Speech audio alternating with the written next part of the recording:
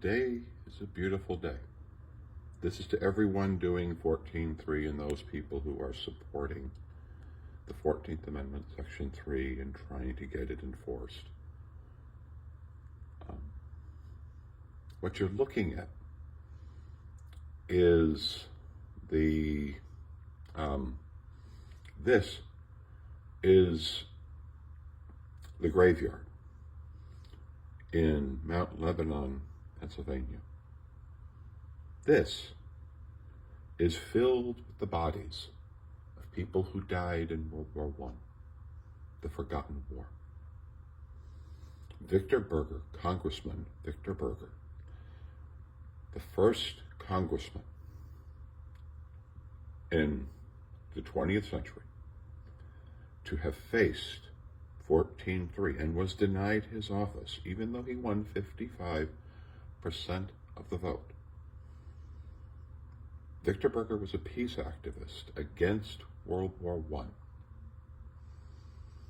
He believed in the heart of his heart that the people who fill these graves should not have had to die in World War I. But World War I, many people believed that Germans made World War I happen.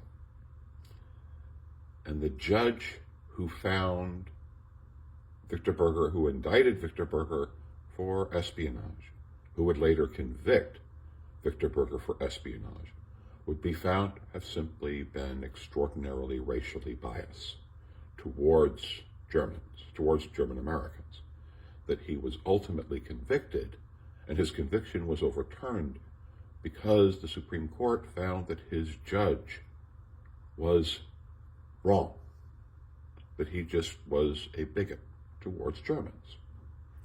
Because of this, he won 55% of the vote,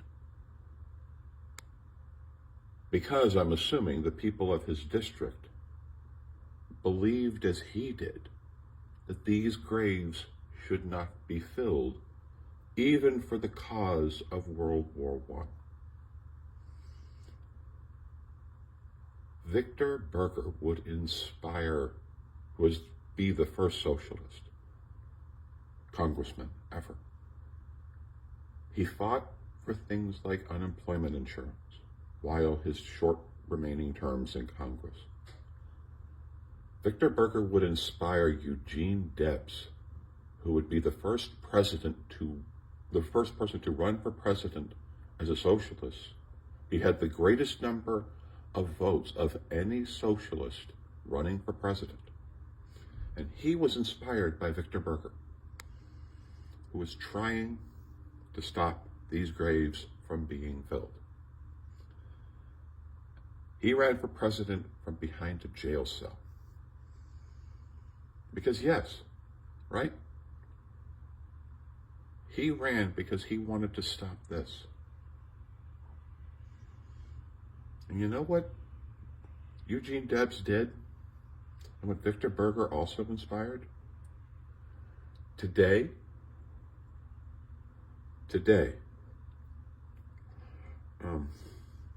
Bernie Sanders, Congressman Bernie Sanders, Senator Bernie Sanders, presidential nominee Bernie Sanders was inspired by the man who on this first day of the march, of Now We March, you were inspired by the men who violated the 14th Amendment, Section 3, committed acts of espionage, ran for president from prison. You, Bernie Sanders, you even did a documentary about Eugene Debs. I didn't vote for you for president because you were a socialist in your early years. But this makes so much clarity, doesn't it, today? Right? This is what Victor Berger and Eugene Debs fought to stop. And Maybe they were right, maybe they weren't. But people in our country didn't like socialists, and I felt that because our country truly despises socialists, or members of our society truly despises socialists, that you would never be able to make it because you were a socialist in your early years. But let me just say this. Regardless, Donald Trump is adjudicated to have violated the 14th Amendment, Section 3. Our Congress did the actions required that made Victor Berger in violation of the 14th Amendment, Section 3. And Victor Berger apologized to Congress for his actions and the crime of being indicted for espionage, which Trump is indicted for espionage. And he himself, but Victor Berger apologized to Congress and lived up to that term and became a powerful member of Congress. Part of the reason, America, that you have unemployment insurance is because of Victor Berger's fight.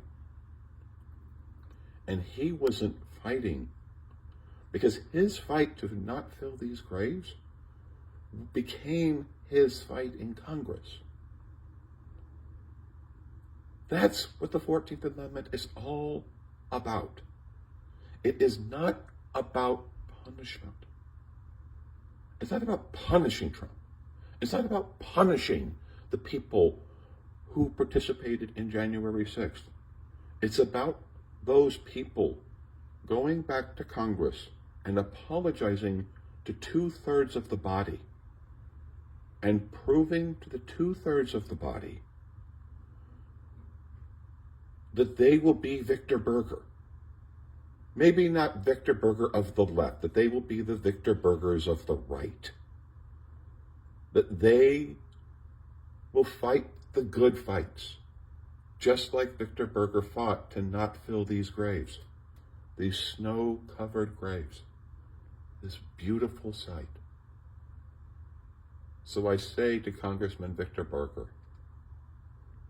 you in 1919 were found to have violated the 14th Amendment, Section 3. You did. And you lived to the highest standards of the body of Congress, to the highest standards of who we are as Americans. Because maybe you were right to oppose World War I. Maybe you were. Maybe these graves didn't need to be filled. Maybe that's true. I don't know. I wasn't alive. I don't know enough about World War I and the ethics that drove people to fight in World War I. I don't know enough of that to speak eloquently about it. But today, this snow in my eyes is your blessing to Jessica Denson. You reaching out to her and to everyone who was in the 14th Amendment, Section 3 fight. This is like you blessing them. This is you saying to them, you're right. The 14th Amendment, Section 3, caused pain to Victor Berger and to his voters. But Victor Berger properly apologized to the body and said to the body, I was wrong. I'm sorry, but I will be the best congressman I can possibly be. And that man became the people who started the fight for what today we call unemployment insurance. Thank you, Victor. Debs, you crazy motherfucker, who ran for president from behind a jail cell because you wanted to stop the filling of these graves. And Bernie, oh my God, Bernie, I disagreed with you intensely in 2016 and in 2020. I did. But I can always say, you truly bear the mark of Victor Berger. the character of Victor Berger and the strange, bizarre freakishness of Victor Berger and Eugene Debs. You are a testament to them. And the people you inspired, AOC, this day is for you too. This is for you too. And the members of the squad, this is you. The progressive Democrats, this day is you. You have to oppose Donald Trump. These corpses, these graves are speaking out to you from beneath this snow and telling you, yes, Donald Trump is in violation of the 14th Amendment, Section 3. And there are hundreds of office holders across the country. This snow is for you. January 6th was wrong. And now you apologize. You apologize to the body. You apologize to the country. And you prove to 2/3 of Congress that you are truly willing to be the best of the Congress. Because you're also apologizing to this cemetery full of corpses from World War I who inspired the last time the 14th Amendment, Section 3 was applied. This snow-covered cemetery on the first day of the march is all for you to live up to the beauty of what you are seeing, to put that beauty into your soul and be what these bodies are telling you today, of all days. Change. Be better. Be so great in your apology that 2/3 of the Congress believe that you, even though you greatly disagree with them, that you honorably disagree with them, and you will work to a better country, because that's what the 14th Amendment, Section 3 was all about. I am near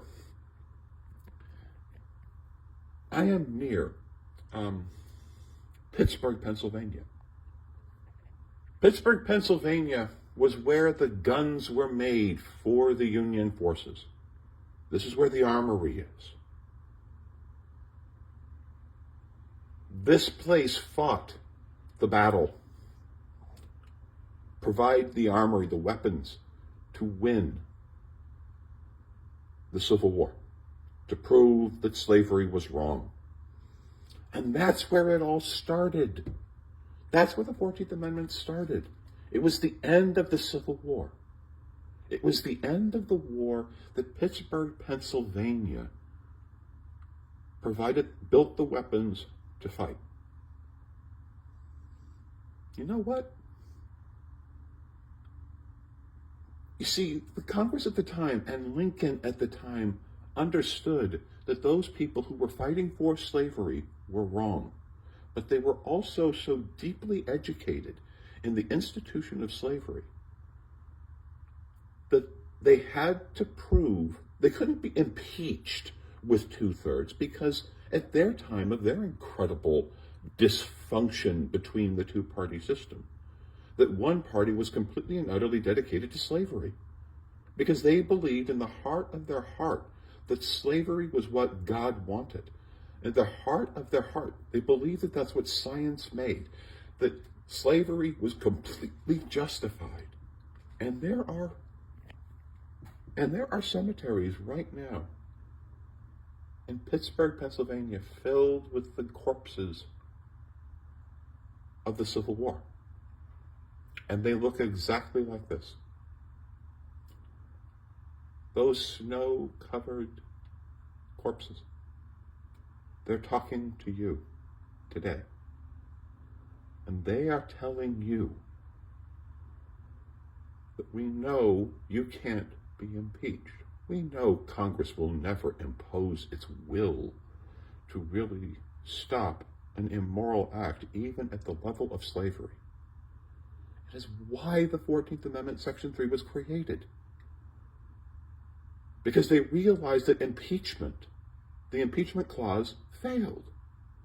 And it wasn't that 2/3 of Congress to remove someone who had committed acts like slavery.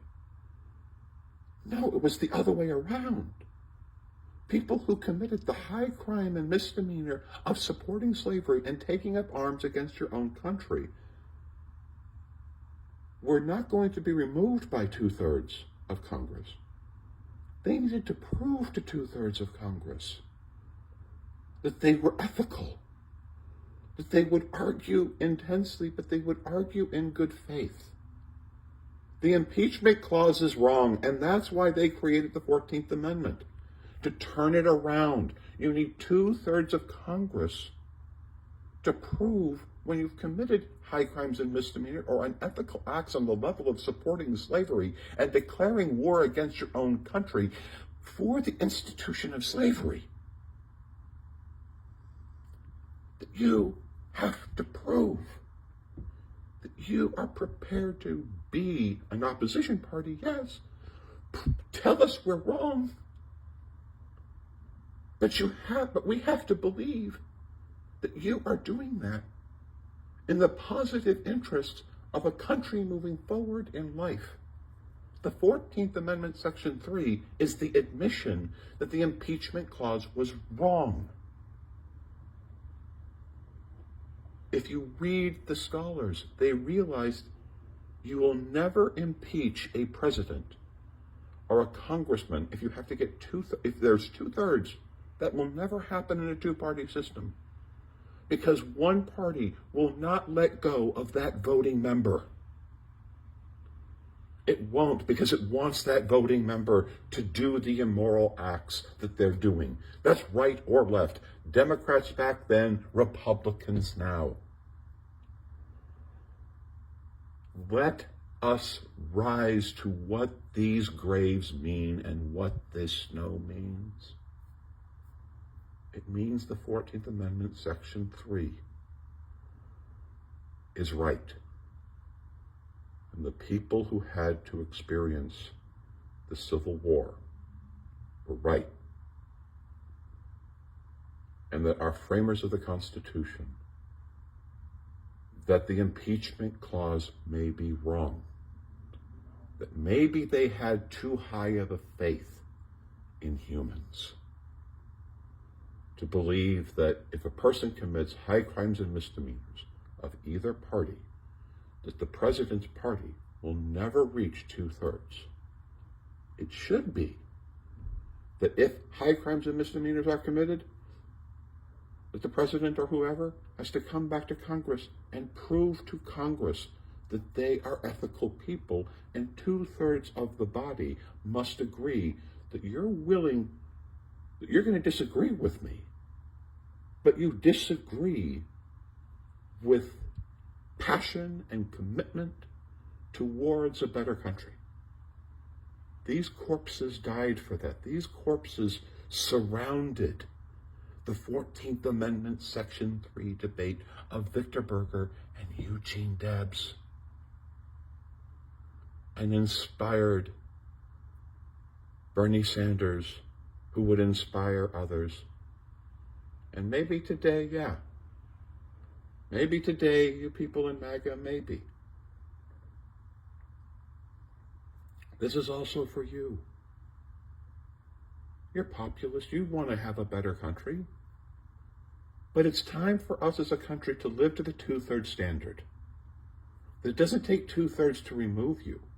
It takes 2/3 to prove that you're here with us, serving this cause of this bizarre thing of who we are as a country. These snow-filled graves are talking to you on the first day of the march for the 14th Amendment, Section 3. Please listen to them.